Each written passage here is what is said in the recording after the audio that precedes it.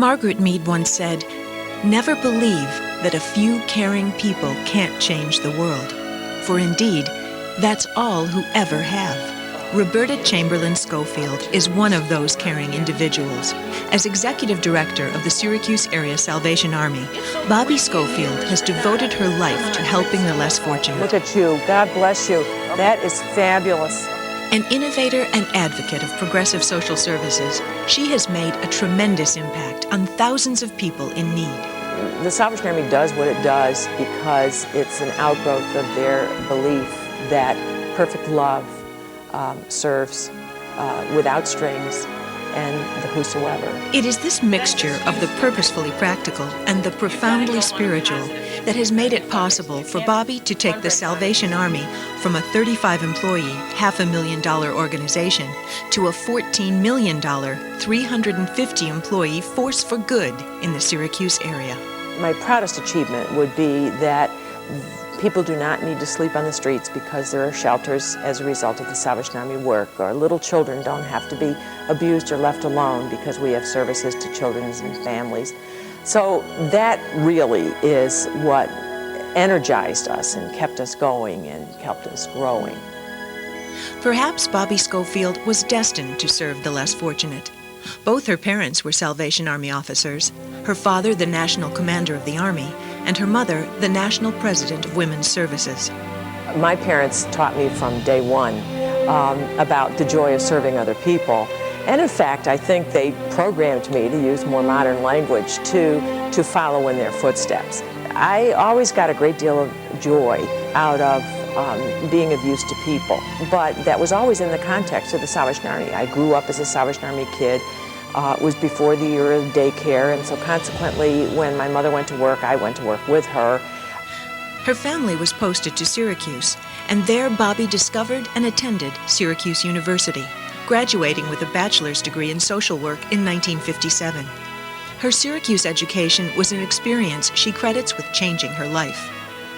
The introduction to life that I got at Syracuse was invaluable to me, and I was enthused and inspired, and helped me make a lot of choices, not the least of which was to devote my life to the Salvation Army and other people. In 1959, Bobbie began Salvation Army Officer School in New York City, and at age 22, she was turned loose on her first assignment, a 108-bed shelter for women with severe mental health issues in Lower Manhattan. I went into that shelter and had the time of my life. I adored those women. It was a challenge and a joy, and from then on, I figured if I can do that, I can do almost anything. And though she gave up her ordination in the Army to marry Bill Schofield, Bobbie continued her work in social services. Later, Bobbie and Bill were both reordained in the ministry. Most Salvationist families are like immigrant families who say, I want you to marry a nice Irish girl. In Salvation Army families is, I want you to marry a Salvationist and I want you to work in the Salvation Army. And I did. In 1974, she returned to the Salvation Army as Civilian Director of Family Services. As Bobbie assumed greater responsibility at the Salvation Army, she also pursued an MSW from the School of Social Work at Syracuse University. Under her direction, the Syracuse Area Salvation Army grew and prospered, thanks to a leadership style that can only be called Bobbie Schofield's own. All right, now. After only having served in the Air National Guard, I now learned what real Army life was like under the control of General Schofield. In another life, she could have been a Swiss watchmaker because of the precision with which everything gets done in the Salvation Army. But I always thought that if the Army didn't get her, WWF would have. She sets a goal, clearly communicates that. As soon as you're really close, she raises that bar. She very quickly assessed the situation, decided how to get there, and then it was just bringing others along with her. Her energy is non-stop. I like to describe her as a tornado with compassion. She's an individual who believes in what she's doing, and she makes certain that she sells her case and then resells it, and then calls back to make sure she sold it well enough. Bobbie Schofield possesses the vision and drive that make CEOs envious.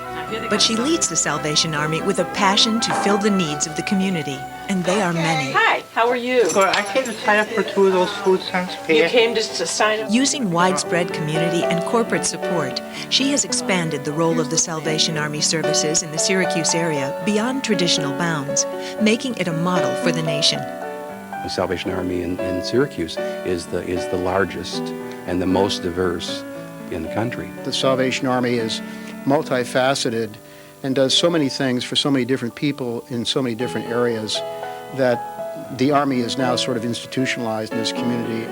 Programs include a transitional living center for pregnant and parenting teens, nursing homes without walls, bringing care to elderly clients at home, a crisis shelter for runaways, and expanded food pantry services.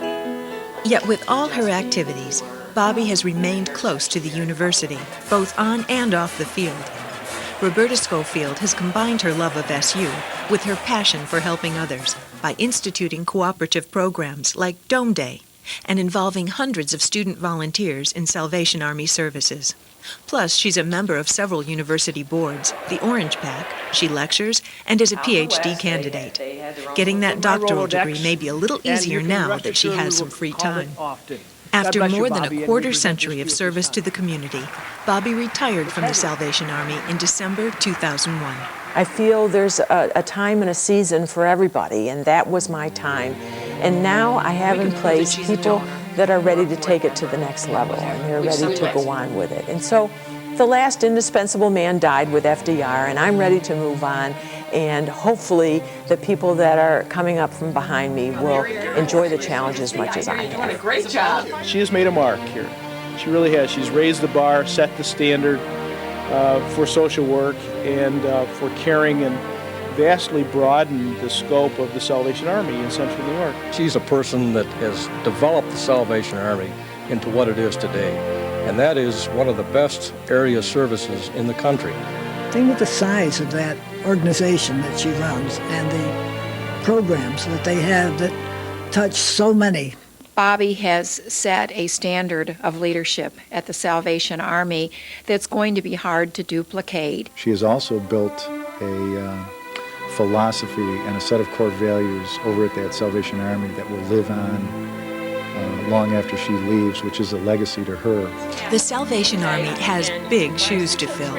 She left it a better place than when she arrived, richer, with fundraising activities helping to create a dynamic new physical plant to house ever-expanding programs, more compassionate, with over 40 human service programs serving more than 30,000 needy individuals and families a year, more businesslike, with her ceaseless efforts to combine genuine good deeds with practical management principles to sustain and expand the Army. And so we add an Arents Award to the growing list of accolades and honors bestowed upon Syracuse's Advocate General, in dutiful recognition of her life work spent in the service of others, a life well spent. The legacy that I would want to leave is the fact that it's people first, and we need to make sure that the poor have the same advantages that we've had. Those of us who, through some great blessing over which we've had no control, have the advantage to be helpers, and we want to make sure that we don't shirk that responsibility. And if I can leave that with the next generation, I will have, I think, done my job.